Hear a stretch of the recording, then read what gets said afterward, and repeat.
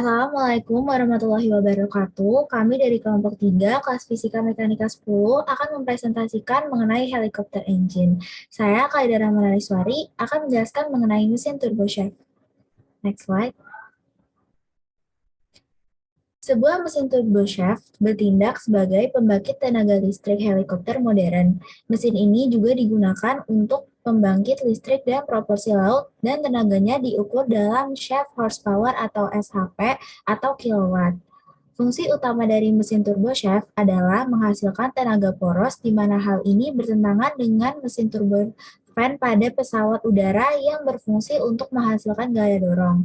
Dalam sebuah helikopter, tenaga poros yang dihasilkan mesin turboshaft digunakan untuk menjalankan rotor. Next slide. Turbin. Tenaga poros yang menggerakkan rotor menerima daya dari satu set turbin.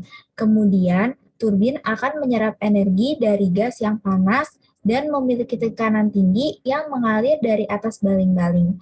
Hal ini memungkinkan kecepatan rotor tetap konstan, bahkan ketika kecepatan generator divariasikan untuk memodulasi jumlah daya yang dihasilkan.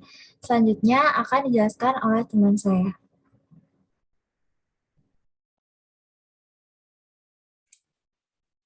Perkenalkan, saya Fauzia Rizky Mardatilah yang akan menjelaskan mengenai airfoil.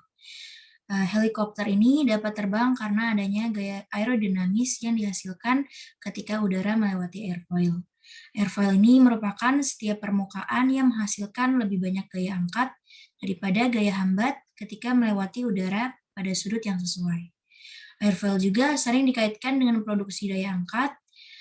Selain itu, airfoil juga digunakan untuk stabilitas, kontrol, dan daya dorong atau propulsi. Next slide.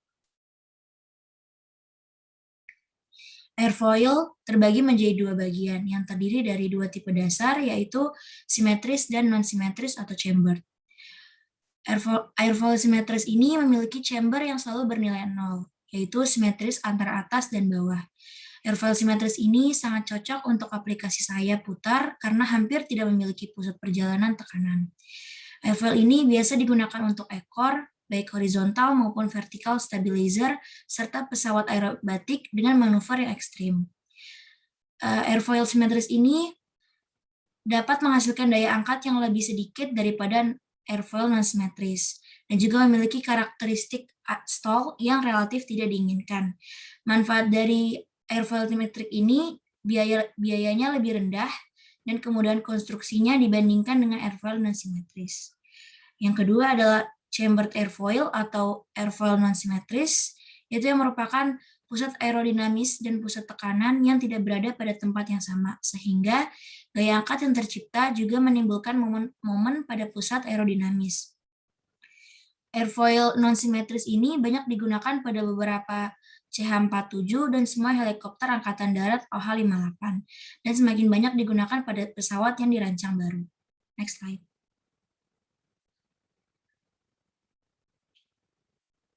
Nah, ini adalah bagian-bagian dari airfoil, yaitu ada the chord line, yaitu garis lurus yang menghubungkan leading edge dan trailing edge dari airfoil. Terus juga ada the chord adalah panjang dari chord line dari leading edge ke trailing edge dan merupakan karakteristik dimensi longitudinal dari airfoil. Terus ada the main chamber line adalah garis yang ditarik di tengah antara permukaan atas dan bawah. Garis chord menghubungkan ujung-ujung garis chamber ke rata-rata. Terus ada the shape of the main chamber.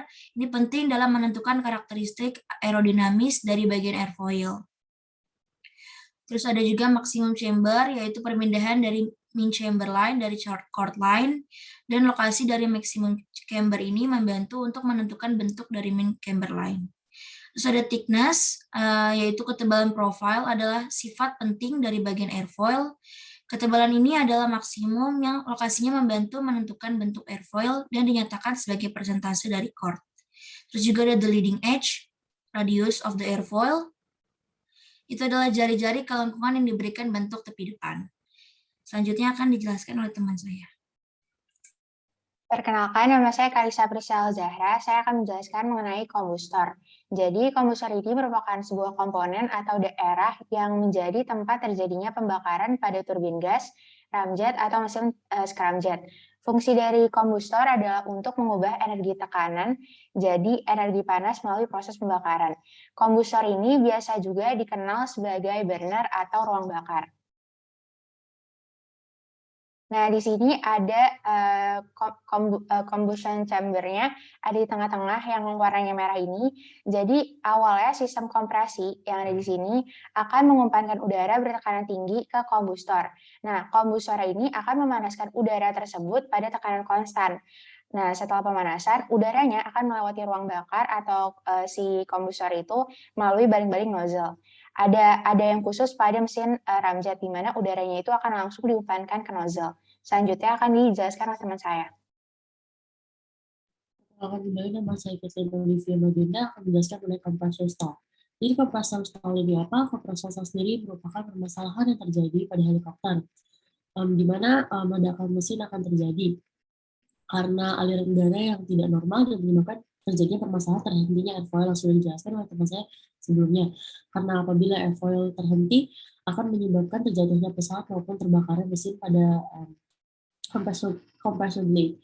Dan compressor blade ini apa? Compressor blade sendiri kan menggunakan prinsip aerodynamics sehingga membutuhkan udara yang cukup dengan tekanan yang normal dengan pemasukan udara yang tidak berhenti, namun apabila hal tersebut terjadi sehingga menyebabkan kelainan dan akan menyebabkan arus balik listrik pada baling-baling dan mesin yang digunakan, dan hal tersebut akan menyebabkan terjadinya kebakaran pada baling-baling yang digunakan.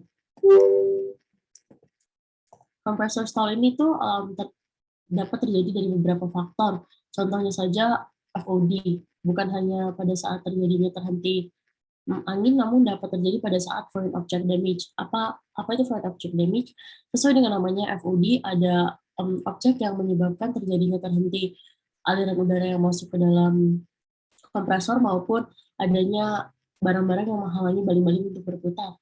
Lalu kecepatan udara yang rendah di saat helikopter sedang berjalan sehingga menyebabkan adanya arus balik listrik karena terhentinya listrik di beberapa detik atau beberapa waktu.